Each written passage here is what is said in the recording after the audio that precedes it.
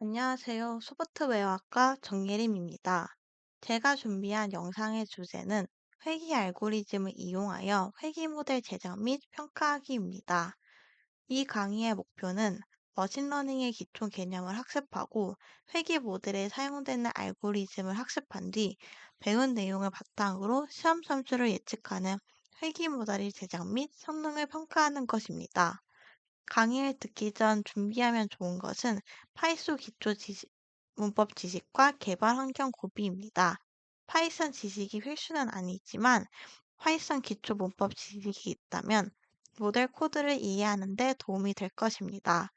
그리고 이 강의는 실습이 포함되어 있는 강의이기 때문에 구글 콜앱 등 모델 코드를 구현할 수 있는 개발 환경을 구비해 놓으셔야 합니다. 이 강의에서는 구글 콜앱을 이용하여 실습을 진행할 예정입니다. 목차는 다음과 같습니다. 머신러닝의 기본 개념과 학습 종류에 대해 간단히 설명드린 후 지도 학습 모델, 회귀 모델 알고리즘, 모델 비교하기 순으로 진행하도록 하겠습니다. 머신러닝이란 기계가 학습하는 것을 의미합니다. 머신러닝은 인공지능의 한 분야로 사람의 학습 방식을 모방하여 컴퓨터로 구현한 것입니다. 학습한 데이터를 컴퓨터에 입력하고 컴퓨터가 수학적 기법을 활용하여 데이터에서 규칙과 패턴을 찾아 학습 모델을 생성하도록 합니다. 이 모델에 새로운 데이터가 입력되면 학습한 규칙과 패턴을 기반으로 결과를 예측합니다. 이런 머신러닝의 학습 방식은 다양한 방식으로 분류하는데 일반적으로 크게 지도학습, 비지도학습, 강화학습으로 나뉩니다. 제가 오늘 설명드릴 내용은 이 지도학습에 해당되는 회귀 모델입니다. 그러나 그 전에 이 세 가지 학습 방법에 대해 간단하게 설명을 먼저 드리도록 하겠습니다. 지도학습이란 레이블된 훈련 데이터에서 모델을 학습하여 본 적 없는 미래 데이터에 대해 예측할 수 있도록 하는 것입니다. 예를 들어 토끼와 거북이 사진이 100장씩 있다고 생각해 봅시다. 지도학습은 토끼 사진을 데이터로 입력하고 이 사진에 있는 모습이 토끼임을 알려주어 컴퓨터가 이 사진에 나와 있는 것들이 토끼구나라고 학습할 수 있도록 하는 것입니다. 마찬가지로 거북이 사진들도 컴퓨터에 입력하여 이 사진의 모습이 거북이임을 학습시킵니다. 즉, 입력 데이터와 그 결과에 해당하는 정답을 알려주어 컴퓨터와 토끼와 거북이 사진을 구분할 수 있도록 학습시키는 것입니다. 이처럼 지도학습이란 입력 데이터와 그에 대한 정답을 함께 컴퓨터에게 주어서 그 관계를 학습시키고 새로운 입력에 대해 예측하는 것입니다. 이 지도학습이란 데이터의 구조와 분포를 찾아내는 학습 방법으로 지도학습과는 달리 레이블이 제공되지 않는 상황에서 사용되는 방법입니다. 거북이와 토끼가 무작위로 섞인 다량의 사진을 컴퓨터에게 제공할 뿐 사진에 대한 정답을 주지 않아 컴퓨터가 스스로 학습하여 모델을 생성하는 것입니다. 지도 학습과 달리 정답이 주어지지 않은 상태에서 입력 데이터를 기반으로 데이터의 특징을 스스로 찾아내어 데이터를 분류합니다. 입력된 사진을 토끼와 거북이로 분류할 수 있고 큰 동물과 작은 동물 또는 색깔별로 구분할 수도 있습니다. 즉, 비지도 학습에서는 정답을 제시하지 않았기 때문에 어떻게 구분할지는 정해져 있지 않습니다. 정답이 없는 데이터를 데이터의 특징만으로 컴퓨터가 데이터를 분류한 학습이 비지도 학습입니다. 강화학습은 환경과 상호작용하여 시스템 성능을 향상시키는 것이 목적입니다. 강화학습의 피드백은 정답 레이블이나 값이 아닌 보상 함수로 얼마나 행동이 좋은지를 측정한 값입니다. 강화학습을 통해 환경과 상호작용하여 보상이 최대화되는 일련의 행위를 컴퓨터에게 학습시킬 수 있습니다. 강화학습이 대표적인 예에는 체스 게임이 있습니다. 컴퓨터는 체스판의 상태에 따라 체스의 이동을 결정합니다. 보상을 게임을 종료하거나 패배하는 것으로 정의한다면 컴퓨터는 게임의 승패에 따라 보상을 다르게 받고 이를 반복하면서 게임을 잘 두도록 학습할 수 있습니다. 또한 최종 보상이 단순히 승패가 아닌 플레이 과정에 따라 다르게 부여된다면 강화 학습은 전체 보상을 최대화하는 효율적인 게임을 진행하도록 학습될 수 있습니다. 아까 말씀드린 지도 학습에는 두 가지 유형이 있습니다. 첫 번째는 분류 모델입니다. 분류 모델이란 과거의 관측을 기반으로 새로운 샘플의 범죄한 클래스 레이블을 예측하는 것이 목적입니다. 즉, 입력값이 어떤 범주에 해당하는지를 예측하는 것입니다. 예를 들어, 어떤 메일을 받았을 때 그 메일이 스팸인지 일반 메일인지 예측하는 것이 분류 모델의 대표적인 예시입니다. 그리고 시험 점수를 보고 그 점수가 합격인지 불합격인지 판단하는 것과 앞서 말한 사진을 보고 토끼인지 거북이인지 판단하는 것도 모두 분류 모델에 해당합니다. 지도학습 알고리즘을 사용하여 두 클래스로 구분하는 규칙을 학습하여 분류 그래프를 그린 예시는 다음 그래프와 같습니다. 이 그래프 중 왼쪽 그래프에 해당합니다. 이 그래프는 컴퓨터가 주어진 샘플값을 학습하여 경계선을 생성한 그래프입니다. 입력 데이터가 클래스의 해당 범위에 속하면 그 클래스로 예측합니다. 두 번째는 회귀 모델입니다. 오늘 저는 이 회귀 모델에 대해 주로 설명드릴 예정입니다. 회귀 모델이란 분류 모델이랑 별개로 연속적인 숫자값을 예측하는 모델입니다. 회귀는 예측 변수와 연속적인 반응 변수가 주어졌을 때 출력값을 예측하기 위해 두 변수 사이의 관계를 찾습니다. 머신러닝에서는 예측 변수를 보통 특성이라고 부르고 반응 변수를 타깃이라고 부릅니다. 예를 들어 학생들의 시험 정적을 예측하는 모델을 만든다고 가정해 보겠습니다. 아까 분류 모델에서는 시험 성적 입력 데이터를 받았을 때 그 성적에 대한 결과로 합격, 불합격을 예측했다면 회귀 모델은 시험 공부 시간을 입력 데이터로 받으면 그에 따른 시험 점수를 예측할 수 있습니다. 더 자세히 설명해 보면 학생들이 시험 공부에 투자한 시간과 최종 점수 사이에 관계가 있다면 두 값으로 훈련 데이터를 만들고 모델을 학습시킬 수 있습니다. 이 모델은 시험에 응시하는 학생들의 공부 시간을 이용하여 시험 점수를 예측합니다. 다음 중 오른쪽 그래프는 선형 회귀의 개념을 나타냅니다. 특성 x와 타깃 y가 주어지면 데이터 좌표와 직선 사이의 거리가 최소가 되는 직선을 그릴 수 있습니다. 일반적으로 평균 제곱 거리를 사용합니다. 이렇게 데이터에서 학습한 직선의 기울기와 별편을 사용하여 새로운 데이터의 출력값을 예측할 수 있습니다. 다음으로는 회귀 모델에 사용되는 알고리즘에 대해 설명드리겠습니다.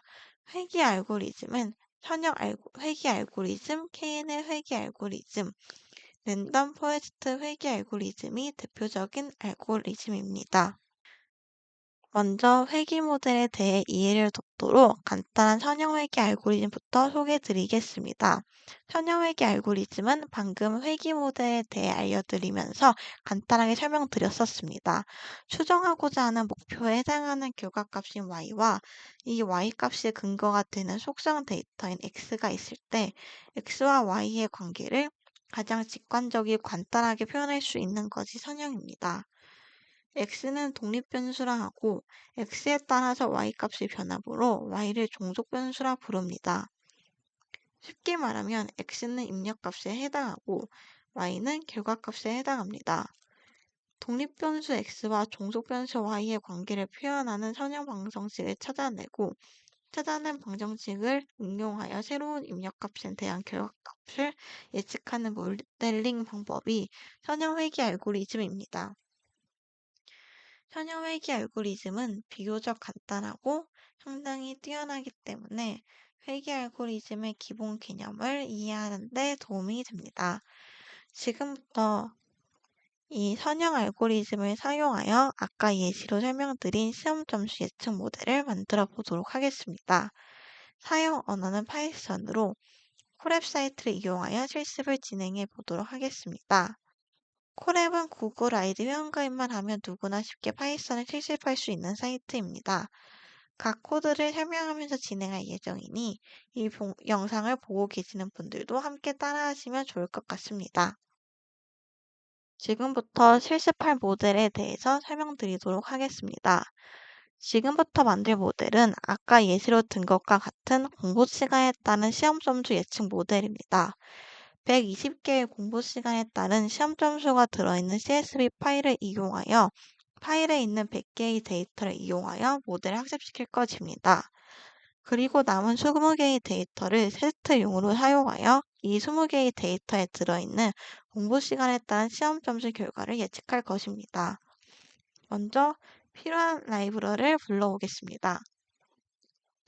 여기서 먼저 첫 번째로 할 것은 펜다스 라이브러리는 CSV 파일 등 데이터 처리에 유용한 데이터 프레임 라이브러리이기 때문에 불러옵니다.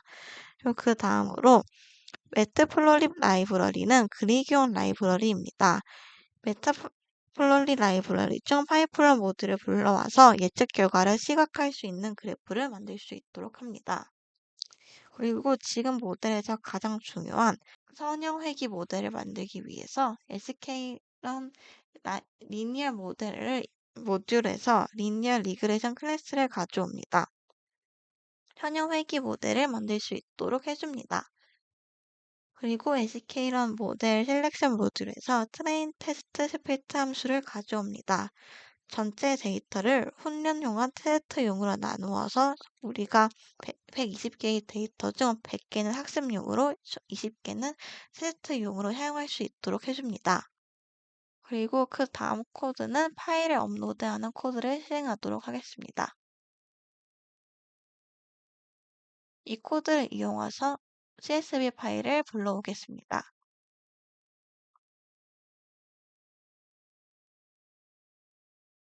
그리고 이 CSV 파일의 대를 읽고 이 데이터를 이렇게 나타내 보면은 여기 공부 시간에 따른 시험 성적을 나타낸 데이터가 120개가 있다는 걸 확인할 수 있습니다. 그리고 그 다음으로 이 데이터에서 공부 시간과 성적을 분리하도록 해줍니다. 그리고 그 다음 코드는 학습 데이터와 테스트 데이터를 분리하는 코드입니다. 이 중 100개는 학습으로 사용하고 20개는 테스트로 사용할 수 있도록 분리를 해줍니다. 그리고 이 데이터를 이용하여서 선형회귀 모델을 학습시킵니다. 그리고 이 방금 학습한 모델을 이용하여서 우리가 20개의 데이터를 테스트 데이터로 뽑아왔었던 그걸 예측해 봅니다. 그리고 마지막으로 예측 결과를 출력하는 코드를 이렇게 작성할 수 있습니다. 그리고 이 코드를 모두 실행해 보도록 하겠습니다.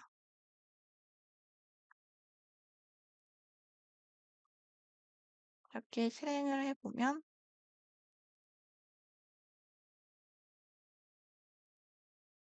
이 값이 우리가 공부 시간을 입력하고 그에 대한 성적을 예측한 값입니다. 이 선형선을 기준으로 x값이 이렇게 나타난 것을 확인할 수 있습니다. 다음으로는 KNN 회귀 알고리즘에 대해 설명드리겠습니다. KNN 알고리즘은 학습 데이터에서 새로운 데이터와 가장 가까운 이웃 데이터 K개를 선택한 후 선택된 K개의 정답값의 평균을 예측값으로 산출하는 알고리즘입니다. 즉, 어떤 문제에 대해서 K명에 가까운 이웃들이 낸 정답의 평균을 예측값으로 하는 것입니다. KNN 알고리즘 모델을 만들 때는 먼저 K값을 정해줘야 합니다. 이 K의 값에 따라 모델의 결과값이 달라질 수 있기 때문에 데이터에 적절한 K를 정하는 것이 중요합니다. 위에 옆에 있는 그림을 보도록 좀 더 자세히 설명드리도록 하겠습니다. 보시는 것 같이 이때는 K는 3으로 설정되어 있습니다. 그리고 이 별 주변에 있는 가장 가까운 노드들을 3개를 선택하고 이거의 값의 평균을 구하면 이게 16.7이 나옵니다. 이게 우리가 KNN 회귀 알고리즘을 구할 수 있는 예측값입니다.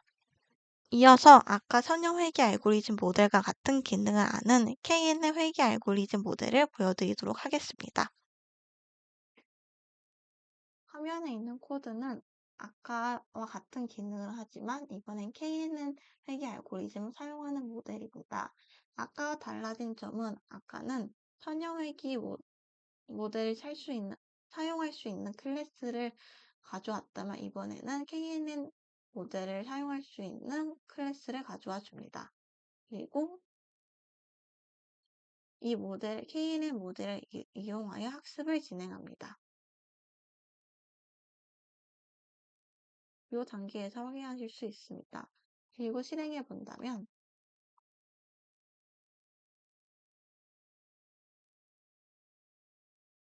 짠 파일을 가져와 줍니다. 그리고 이 공부 시간에 대한 다른 시험 점수에 대한 예측값을 이렇게 구하고 그래프는 이렇게 나타난다는 것을 확인할 수 있습니다. 아까 선형 회귀 모델과 비교했을 때 어떤 차이점이 있는지 한번 보시면 좋을 것 같습니다. 마지막으로 랜덤 포레스트 회귀 알고리즘에 대해 설명드리도록 하겠습니다. 랜덤 포레스트 알고리즘은 여러 개의 이사결정 트리 모델을 통해 학습을 진행한 뒤 각각의 결정 트리 모델의 결과를 취합해서 최종 결과값을 찾는 알고리즘입니다. 랜덤 포레스트 회귀 알고리즘은 여러 개의 결정 트리가 학습 데이터의 일부를 임의로 선택해서 각각 학습을 수행한 뒤 트리별로 예측값을 산출하고 여러 트리의 예측값을 평균하여 예측값을 도출합니다. 따라서 랜덤 포레스트 알고리즘을 사용해서 모델을 만들 때는 KNN 알고리즘에서 K값을 사전에 결정했던 것처럼 결정 트리가 몇 개인지 지정하는 것이 중요합니다. 이어서 아까와 같은 실습을 진행하도록 하겠습니다. 마지막으로 랜덤 포레스트 회귀 알고리즘을 실습해 보도록 하겠습니다. 이전에 앞선 두 모델과의 차이점은 sklearn 라이브러리에서 이번에는 랜덤 포레스트 회귀 알고리즘 사용할 수 있는 클래스를 가져와 줍니다.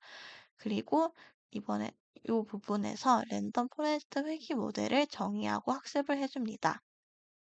그리고 아까와 같은 방식으로 실행을 하면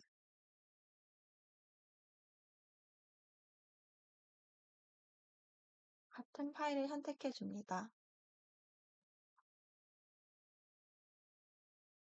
이와 같은 결과가 나온다는 것을 확인하실 수 있습니다. 그리고 이렇게 세 개의 모델을 이용하여 결과를 예측해 보았는데요. 그러면 이 각각의 모델들이 어떤 차이가 있고 어떻게 성능을 비교할 수 있는지에 대해서 앞으로 알아보도록 하겠습니다. 칩 데이터와 실제 데이터를 하나하나 비교하여 평가하거나 그래프를 그려서 대략적인 추이를 비교하는 것은 모델 성능을 객관적으로 평가하기 어렵습니다. 따라서 생성한 회귀 모델이 좋은 성능을 가진 모델인지는 다음과 같은 기준으로 비교해 볼 수 있습니다. MSE는 mean squared error의 약자로 예측값이 실제값과 얼마나 차이 나는지를 제곱해서 평균을 낸 값입니다. 계산 방법은 아래의 식과 같습니다. 실제값과 예측값이 작을수록 좋은 모델이라고 평가할 수 있습니다. 그러나 단순하게 실제값에서 예측값을 뺀 값들의 합으로 모델의 성능을 평가할 수는 없습니다. 단순하게 모든 오차의 합을 구하여 성능을 평가할 경우 양수와 음수가 섞여 있기 때문에 제대로 성능을 평가하기 어렵기 때문입니다. 따라서 오차가 음수인 경우에는 그 음수를 제곱하여 양수로 변된 값을 만들어야 오차가 많이 발생한 모델이 큰 결과값을 얻을 수 있게 만들 수 있습니다. 제곱한 값의 평균을 구하는 이유는 데이터의 개수가 많을수록 제곱한 값들이 합이 커지기 때문에 평균을 구해서 데이터의 개수에 영향을 받지 않도록 값을 조정해 주는 것입니다. MSE는 회귀 모델의 성능을 평가할 때 가장 단순한 개념으로 생각해 볼 수 있는 방법입니다. 같은 데이터로 예측을 수행하는 여러 회귀 모델을 서로 비교하여 평가할 때 MSE 값이 작을수록 다른 모델에 비해 성능이 좋은 것으로 평가됩니다. 그러나 제곱을 하기 때문에 원래의 오차에 비해 더 크게 평가되어 몇 개의 특이한 데이터 때문에 오차가 커져 잘못된 평가가 이루어질 수 있다는 한계를 가지고 있습니다. RMSE는 MSE의 루트를 씌운 값입니다. MSE 값은 오차의 제곱을 구하기 때문에 오차가 크게 평가된다는 한계가 있다고 방금 말씀드렸습니다. 그래서 그 문제를 해결하기 위해 제곱에 의한 과대평가를 줄여줄 수 있도록 MSE 값이 제곱분을 계산한 RMSE가 평가 지표로 사용됩니다. RMSE는 가장 일반적으로 사용되는 회귀 모델의 성능 지표인데 RMSE도 상대적 평가 방법으로 다른 모델과 비교하여 값이 작을수록 성능이 좋은 것으로 평가됩니다. 그래서 다음으로 각각 설명드릴 세 알고리즘으로 만든 모델을 하나의 그래프로 나타내고 RMSE와 MSE를 구해서 성능을 비교해 보도록 하겠습니다. 화면에 나타난 이 코드는 방금 설명드린 세 개의 알고리즘 만든 모델을 하나의 그래프로 나타내도록 합치고 기존의 코드에 또 RMS와 MS를 구하는 코드를 추가했습니다. 따라서 이 코드를 실행하게 된다면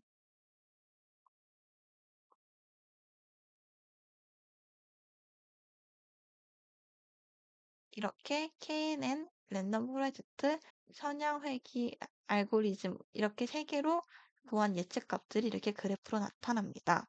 이렇게 그래프로 비교했을 때는 세 개의 값이 크게 구별되지 않아 어떤 것이 성능이 좋은지 확인하기 어렵습니다. 하지만 위에 보시면 MSE과 RMSE 값이 이렇게 나왔습니다. 아까 말했다시피 MSE와 RMSE 값이 작을수록 성능이 좋은 모델이라고 판단할 수 있기 때문에 이, 이 시험 점수 예측 모델 중 선형회귀 알고리즘을 사용한 모델이 가장 성능이 좋다고 말할 수 있습니다. 그렇다면 항상 선형회귀 알고리즘 모델이 정확한 걸까요? 아닙니다. KNN과 랜덤 포레스트 회귀 알고리즘 모두 정밀도를 높인 알고리즘입니다. 그러나 이 모델에 사용된 데이터 값을 확인해 본다면 전체적으로 선형적인 구조임을 알 수 있습니다. 따라서 이렇게 데이터가 선형적인 관계를 따를 때는 선형회귀 알고리즘의 성능이 높을 수 있습니다. 하지만 반면에 비선형 데이터를 사용하게 된다면 결과는 달라질 수가 있습니다. 방금까지 저희는 공부 시간에 비례하여 성적이 높게 나오는 선형 데이터를 사용한 모델을 만들었습니다. 그리고 이번에는 똑같은 알고리즘을 이용하여 수면 시간에 따른 집중력을 구하는 모델을 만들어 보도록 하겠습니다. 이 모델은 아까와 알고리즘은 동일하고 사용하는 데이터 파일이 달라집니다.